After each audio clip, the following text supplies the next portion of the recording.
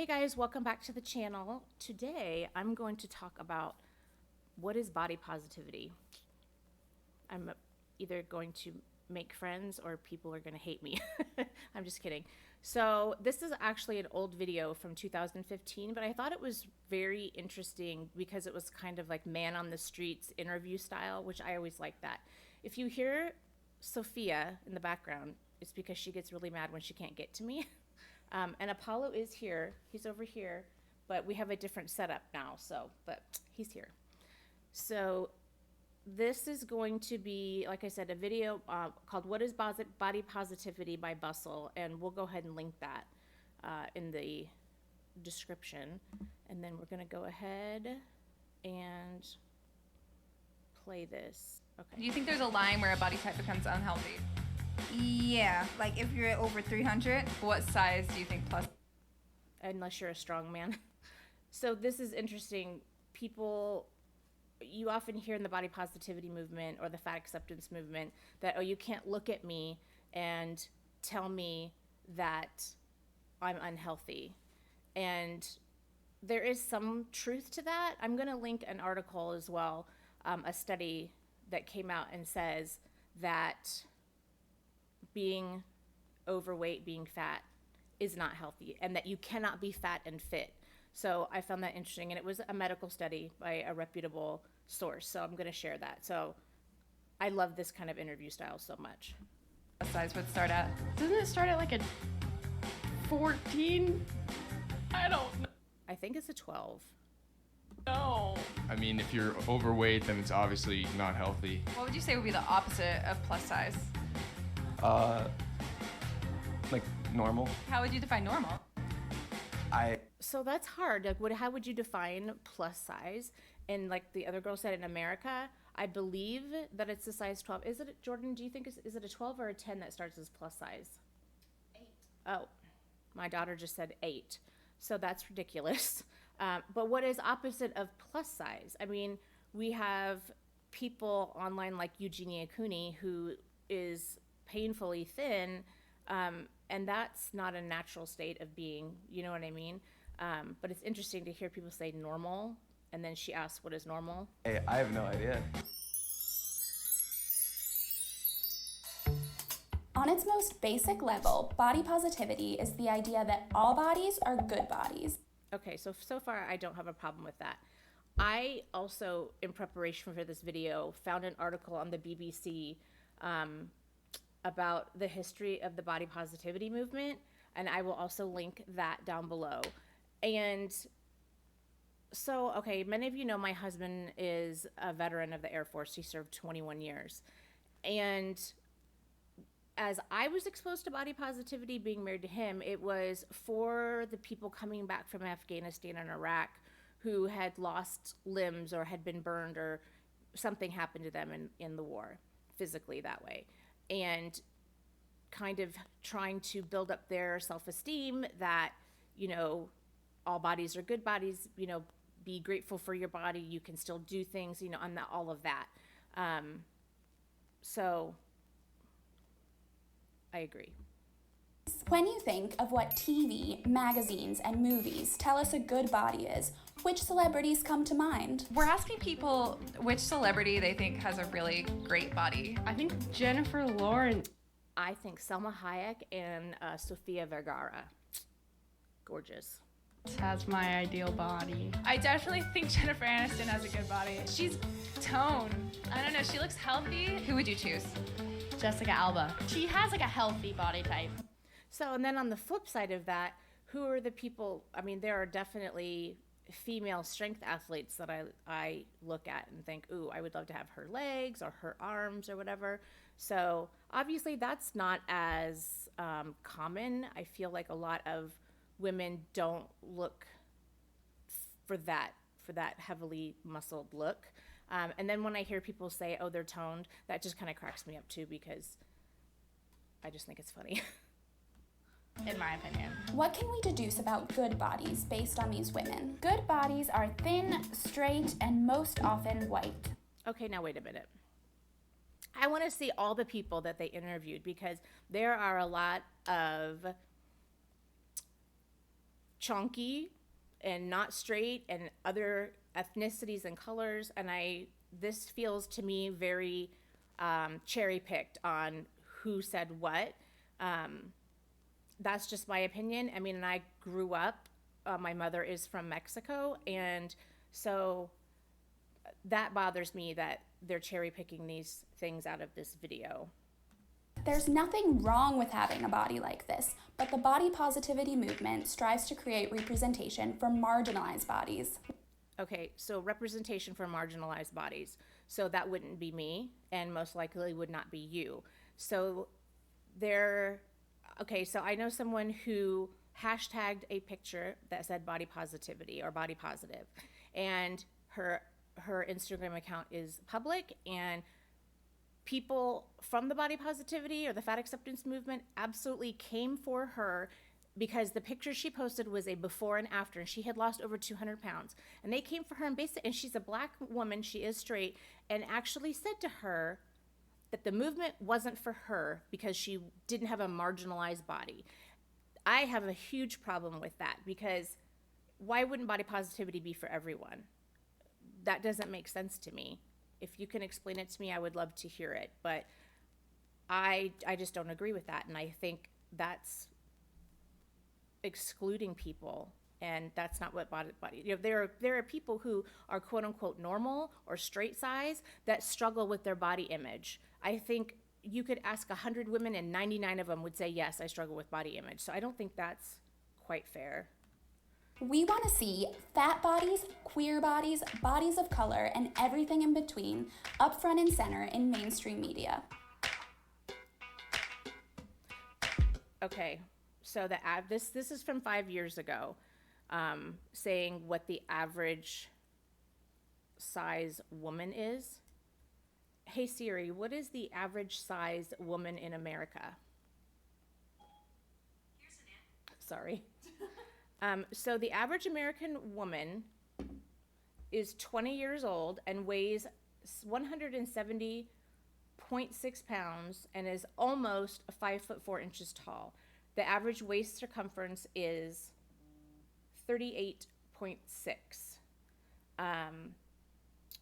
So that's a little bigger than I thought. And then this article from June of 2019 says the average weight for women is 170 with these measurements. The typical American woman wears a large to extra large pant size or is between a size 18 and 20. Whoa. Yeah, you hear my daughter. You might have noticed that a common descriptor for these traditionally accepted body types is healthy. But can you really tell if someone is healthy by looking at... Okay, honestly, no, you can't tell, obviously. You might look at somebody who is straight size and think that they are healthy. I don't know.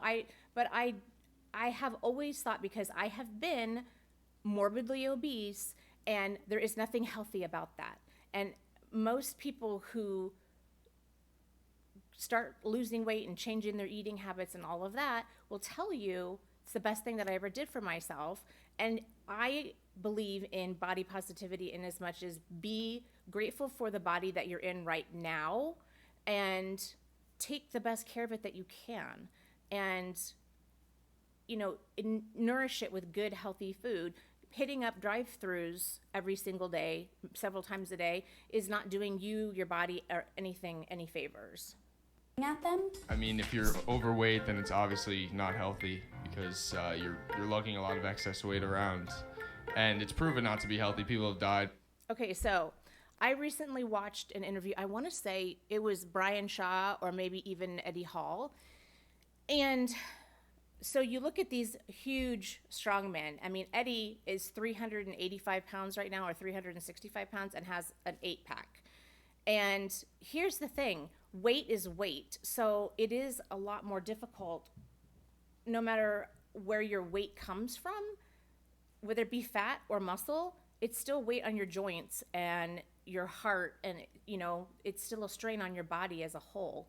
And yeah, I mean, Eddie, I'm pretty sure it was Eddie Hall talking about it in one of his videos that he's doing for YouTube leading up to the boxing match with Hafthor. But being overweight is still really hard on your body. And obviously, if you're in a sport like strongman or powerlifting, they tend to be heavier people because mass moves mass. So, From overweight. Just because someone is fat or just because someone is thin doesn't necessarily mean that that person is healthy or unhealthy. And even if someone is clinically unhealthy, that doesn't make them any less worthy of self-love. okay, totally agree.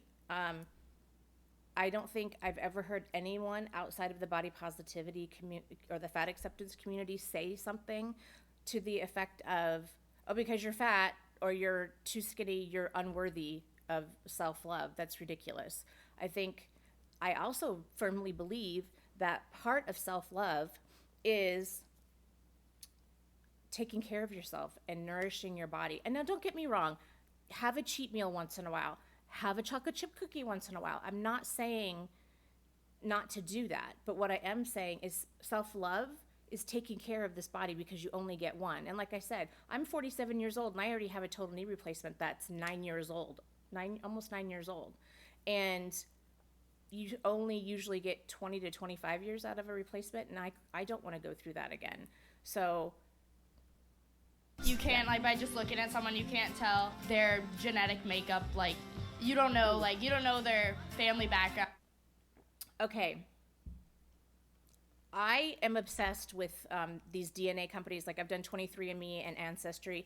Then I just did one from a company that Eddie Hall, I'm not stalking Eddie Hall, I swear, a DNA company that he works with called Mudo, MUHDO, and I recently got my DNA back from them. But 23andMe is very interesting because it will say, they check for a lot of genetic mutations and variants to see if you will likely, most likely, unlikely have, heart disease, AFib, blah, blah, blah. I'll insert some of the things it says here.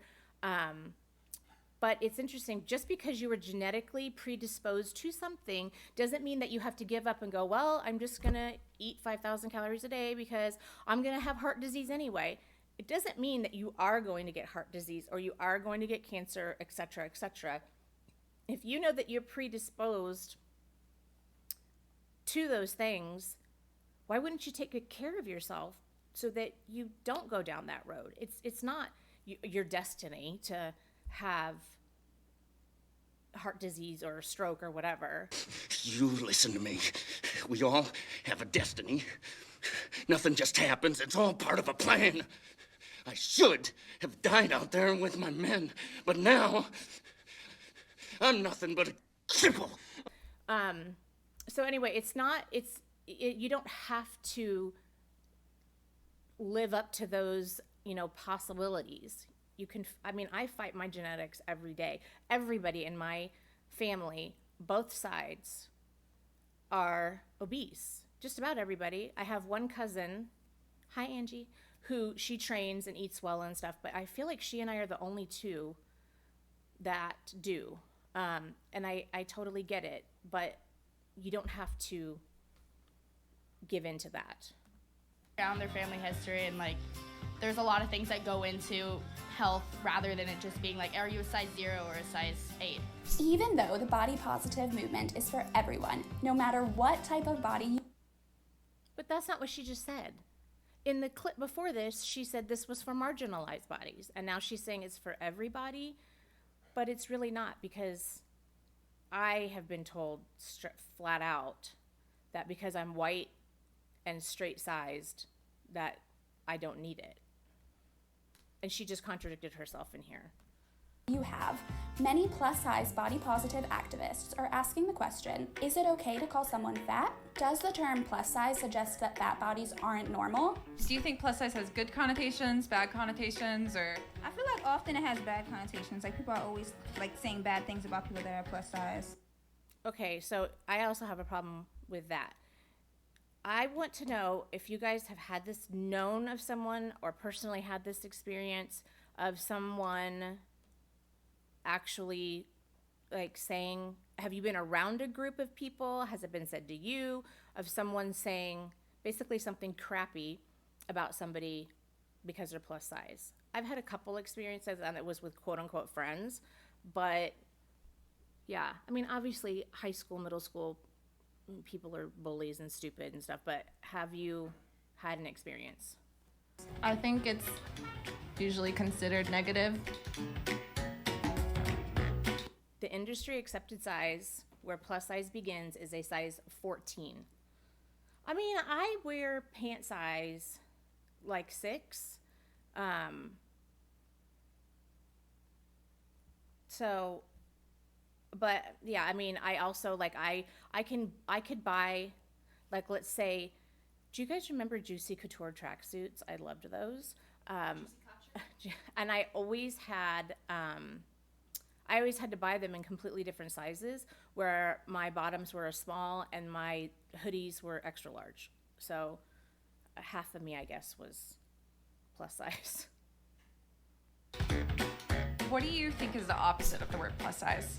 I guess negative size. I mean, I guess just not plus size.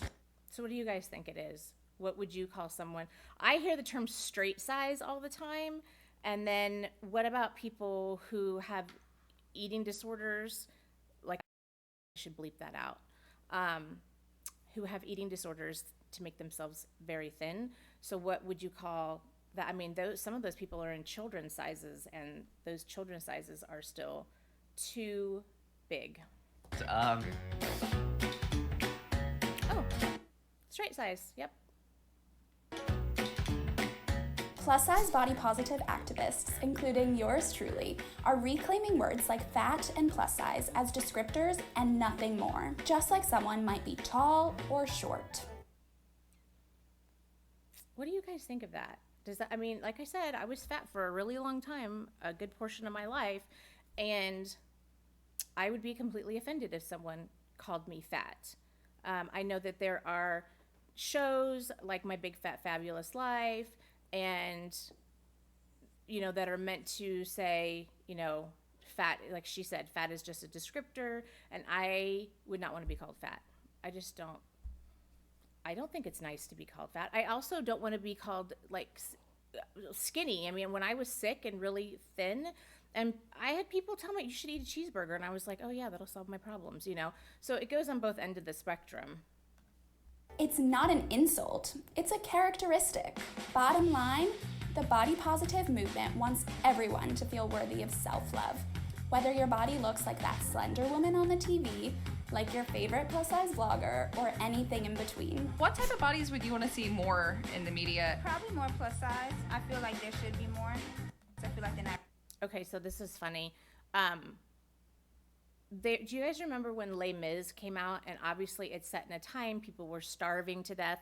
And there was an actress who played this little girl, or young, probably like 12-year-old, although she was an adult, who was starving to death, like the hollow sunken eyes and the stringy hair. And someone commented about Les Mis and said, you know, this was a great movie, but I would love to see, you know, bodies like mine included in this movie. And the woman reacted and said, well, nobody was, you know, overweight or plus size back then because everybody was starving to death. You know, like, we have to kind of use some kind of logic. And I understand people wanting to see a representation of themselves in TV or movies or whatever media that you're into. And I get that, but, you know, Les Mis and somebody who's obese, it wasn't a thing. Do you know what I mean? I appreciate it enough. I'm tall, so I like to see more tall people. It makes me feel better about myself. I mean, just all kinds of bodies, really. Do you guys feel like you need to see bodies like yours or representation of you or your culture, whatever, to feel better about yourself? Because then that's a whole other issue in a way longer video. I don't look to anybody else for validation. I really don't. I mean, I care about what my husband and our children think of me, but I mean, and obviously you have a close circle of friends, but at the end of the day, I'm the one who's responsible for how I feel about myself. That's just how I feel about that. I don't think we should like limit it to like any one particular like type. It makes it harder to define what a perfect body is if there are so many out there. I think everybody is beautiful, and I wish more people embraced that and understood. So I think that's a great way to look at things and say, you know, everybody's beautiful and all that. I do think that people should love themselves, and I do think a big part of self-love is taking care of yourself. And for me, when I finally decided like enough was enough and I wanted better for myself, you know, our children were adults basically by then, but I still feel like it's still making me a better wife and a better mother and a better friend, etc., etc. And I'm happier with myself. And I feel like once you are happy with yourself, that radiates out into every other aspect of your life. That. You deserve to feel beautiful, and you deserve to feel worthy. It's that simple. Okay, totally agree with that ending statement there. That completely, absolutely true. And yeah, so I will link some of the things that I talked about and insert some of the pictures. And yeah, so that is that video for today. My son has this set up and I really have no idea what I just did. So thank you guys for watching, and I'll see you in the next one. Bye.